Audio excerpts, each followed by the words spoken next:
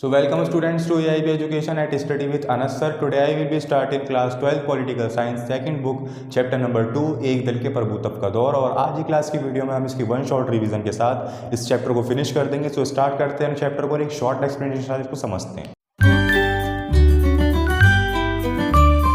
Start करते हैं अपने चैप्टर को। तो फर्स्ट ऑफ ऑल हमें मिलता है 26 जनवरी 1950 में संविधान लागू होने के समय देश के अंदर एक अंतरिम सरकार थी जिसका नाम था कांग्रेस। अब संविधान के अनुसार देश में चुनाव कराने थे, ठीक है, यानी कि जो हमने लोकतंत्र की विधि अपनाई थी, चुनाव प्रणाली वाली अपनाई थी। तो बेसिकली उसमें बताया गया है कि अब जब हम आज़ाद हो चुके थे तो अब हमें लोकतंत्र की विधि के द्वारा चुनाव करवाने थे। तो अब संविधान के अनुसार देश में चुनाव कराने जनवरी 1950 में चुनाव आयोग का गठन किया गया 1950 के अंदर। फिर उसके जो पहले हमारे चुनाव आयुक्त बने उनका नाम क्या था? सुकुमार सेन।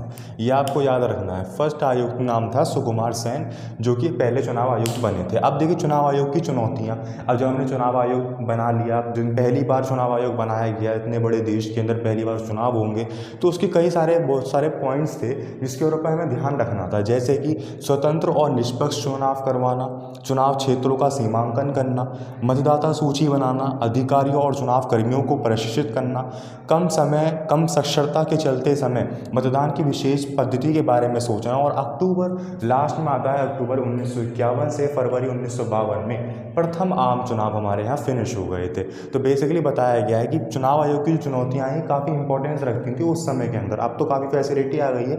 जो हमारे कर्मी होते हैं, चुनाव कर्मी, उनको ट्रेनिंग देना कि किस तरीके से चुनाव कराए जाने हैं। जो दबंग लोग होते हैं वो पेटियाँ लेके भाग जाते थे, पहले तो सिर्फ ठप्पे वाले मतदाता चलते थे ना, तो उनका भी ध्यान रखना कि कोई ऐसी जगह ऐसी बात ना हो जाए कहीं पर। और साथ में चुनाव क्षेत्रों का सीमांकन करना, जितना बड़ा हमारा देश है उसका सीमांकन करना कि इस क्षेत्र से इतना ये वाला MP खड़ा हो रहा है, इस क्षेत्र से वाला MP खड़ा हो रहा है, और लोगों को बताना कि आपका क्षेत्र यहाँ से लेकर यहाँ तक है, आप इसके बीच में जो भी नेता चुनेंगे, जो कैंडिडेट चुनेंगे वही जीतेगा।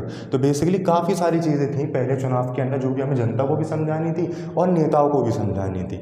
और इसी के चलते जब भारत आज़ाद हुआ था तो भारत की जो जनसंख्या थी, अधिकतर जनसंख्या थी, वो थी पढ़ी लिखी नहीं थी, वो गंवार थी ज़्यादातर। और जो पढ़े लिखे जिनको माना जाता था वो कोई ग्रेजुएट नहीं थे, वो सिर्फ अपना नाम लिखना जानते थे। तो उस समय के अंदर बहुत कम लोग थे जो कि नाम वगैरह लिखना जानते थे, मतलब उन्हें पढ़ा लिखा माना जाता था। पढ़े लिखे वाले कम लोग थे, किसान खेती करने वाले ज़्यादा लोग थे। तो बेसिकली उन सभी को ये सब चीज़ें समझाना काफ़ी मुश्किल हुआ। और फिर हमारे ये हुआ कम साक्षरता के चलते समय मतदान की सूची बनाना। अब इतने बड़े देश के अंदर मतदान की सूची बनाई जा रही है पहली बार, तो शुरुआत में कई गलतियाँ हुई। किसी के बाप का नाम गलत डल गया, किसी की माँ का नाम गलत डल गया, किसी का खुद का नाम गलत डल गया। तो इसके अंदर फिर दोबारा एडजस्टमेंट की गई थी और फिर दोबारा ठीक बनकर आई, तब जाके हमारे चुनाव परफॉर्म हुए थे। तो ये थी हमारे चुनाव आयोग की चुनौतियाँ जो कि बहुत इंपॉर्टेंस रखती हैं इस चैप्टर में। तो बेसिकली ये जो पॉइंट्स करवा रहा हूँ, यही क्वेश्चन के पेपर के अंदर आपके आने वाले हैं, क्योंकि इन चैप्टर से जो मोटे मोटे पॉइंट्स हैं वही आते हैं, उनके छोटे मोटे आंसर नहीं आते। सो अब हम बढ़ते हैं नेक्स्ट पॉइंट मिलता है। देखिए पहले 3 आम चुनावों के अंदर कांग्रेस का प्रभुत्व रहा, यानी शुरुआत के 3 चुनाव हुए, यानी 15 साल तक कांग्रेस ने ही शासन किया। अब उसके क्या कारण जब कांग्रेस 15 सालों तक रही? तो पहले तो ये स्वतंत्र संग्राम में महत्वपूर्ण भूमिका, यानी जब देश आज़ाद हुआ था तब यही अंतरिम सरकार थी, यानी इसी के जरिए, यानी गांधी जी भी कांग्रेस की सदस्य थे, तो इसी के जरिए देश आज़ाद होने के लिए इसको दायित्व दिया गया, क्योंकि आखिरी पार्टी यही चल रही थी उस समय में। तो स्वतंत्र संग्राम में महत्वपूर्ण भूमिका निभाई। सुसंगठित पार्टी थी हमारी, ये सबसे पुराना राजनीतिक दल था। देखिए पहले के समय में जब इस राजनीतिक दल का शुरुआत हुई थी तो ये व्यापारियों की पार्टी थी। तो धीरे धीरे करके इसने क्या करा, आंदोलन के अंदर समर्थन लेना शुरू करा। जब आंदोलन के अंदर इन्होंने समर्थन लिया, कई सारे आंदोलन किए, तो उनसे आम जनता भी जुड़ने लगी। तो इस तरीके से इसका दल बड़ा होता गया। तो बेसिकली ये क्या है, हमारा सबसे पुराना राजनीतिक दल है। फोर्थ आता है पार्टी का राष्ट्रव्यापी नेटवर्क, यानी कि इस पार्टी का राष्ट्रव्यापी नेटवर्क कितना बड़ा है, ये पूरे हिंदुस्तान के अंदर ही फैली हुई है। यानी कि जिस तरीके से इनने जगह जगह पर जाके आंदोलन किया, ऐसा नहीं है सिर्फ दिल्ली की पार्टी है दिल्ली में आंदोलन कर रही है। अगर मुंबई में हो रही है आंदोलन, मुंबई में जाके आंदोलन हो रहा है, अमृतसर में हो रहा है, पंजाब में हो रहा है। तो बेसिकली इसका राष्ट्रव्यापी नेटवर्क इतना बढ़ गया आंदोलनों के जरिए कि हर जगह पर इसके नेता बन चुके हैं।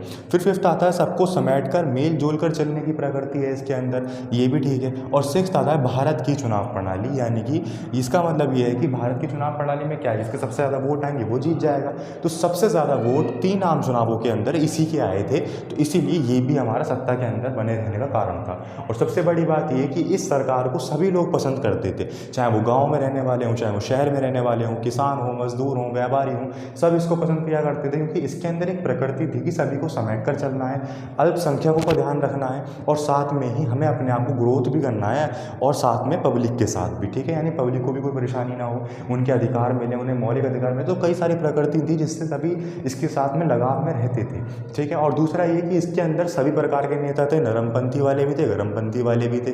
तो और इस सबसे इम्पोर्टेंट पॉइंट ये भी आता है हमारे कि ये जो 15 सालों तक शासन रहा, किसका? कांग्रेस का 15 साल का जो शासन रहा था हमारे, इसको हम कांग्रेस प्रणाली के नाम से भी जाना जाता है, कांग्रेस प्रणाली, ठीक है।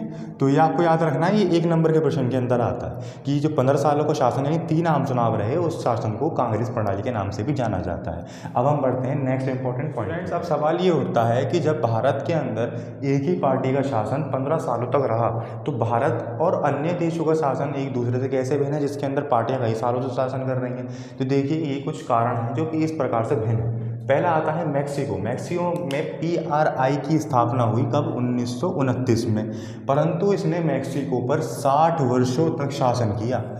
तो और वो शासन कैसा था? तानाशाही वाला था, यानी कि ये जो पार्टी थी 1929 के अंदर बनी थी, और मैक्सिको पर इसने 60 वर्षों तक शासन किया था, जो कि तानाशाही वाला था, उसे कोई हटा नहीं सकता था शासन पे से। फिर चीन, क्यूबा, सीरिया जैसे देशों में संविधान एक ही पार्टी को मान्य रखता है, जो कि केंद्र में होती है, उसके सिवा कोई भी पार्टी खड़ी नहीं हो सकती। तो यहाँ भी तो एक पार्टी का दबदबा है, और संविधान भी लिखा हुआ है, परंतु उनका संविधान इजाज़त ही नहीं दे रहा कि कोई और पार्टी बने। सिर्फ एक ही पार्टी का दबदबा रहना चाहिए, और एक ही पार्टी होनी चाहिए जो कि केंद्र में, सेंटर में हो, और उसकी बात नहीं कटे, ठीक है। फिर आता है म्यांमार, बेलारूस, इरिट्रिया जैसे देशों में एक ही पार्टी का प्रभुत्व कानूनी और सैन्य उपायों से कायम हुआ है। अब देखिए, ये तो रहे बाकी के देशों की बात। अब हम हिंदुस्तान की बात करें, यानी भारत की बात करें, तो भारत के अंदर जो 15 सालों तक यानी कि 3 आम चुनावों तक कांग्रेस का दौर रहा, तो इसका कारण ये नहीं है कि तीनों आम चुनावों में चुनाव ही नहीं हुए। भले ही कांग्रेस जीती, परंतु तीनों बार चुनाव हुए, और तीनों बार चुनाव के अंदर कांग्रेस ने जीत के अपनी सत्ता में आई, वो कानूनी तरीके से या लीगली तरीके से। ऐसा नहीं है कि वो तानाशाही वाला शासन कर रही है। तो भले ही कांग्रेस 3 आम चुनावों तक उसका प्रभुत्व रहा, परंतु तीनों आम चुनावों के अंदर फुल्ली लीगली रूप से चुनाव भी हुए, तो चुनाव के अंदर वो जीत गई, तो सत्ता में आ गई।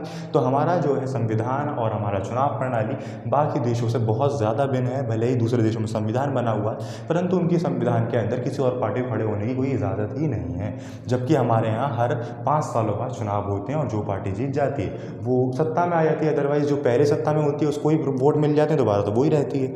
तो ये हमारा कांग्रेस प्रणाली यानी कि जो 15 साल का दौर था, वो इस प्रकार अलग है। ये आपको याद रखने पॉइंट्स। अब हम बढ़ते हैं इस चैप्टर के लास्ट। अब हम देखते हैं अपना लास्ट टॉपिक, यानी कि विपक्षी पार्टियों का उद्भव। यानी कि जब हमारा देश आज़ाद हुआ था, तो उस समय में पार्टियों की संख्या काफ़ी में कम थी। तो यानी कुछ ही पार्टियाँ थी जो कि विपक्ष में खड़ी होती थी, परंतु अब धीरे धीरे जब आइडियाज़, थॉट्स बदलने लग गए लोगों के, तो आपस में मेल मिलाप जो है वो कम हो गया, यानी कोऑर्डिनेशन कम होने लगा।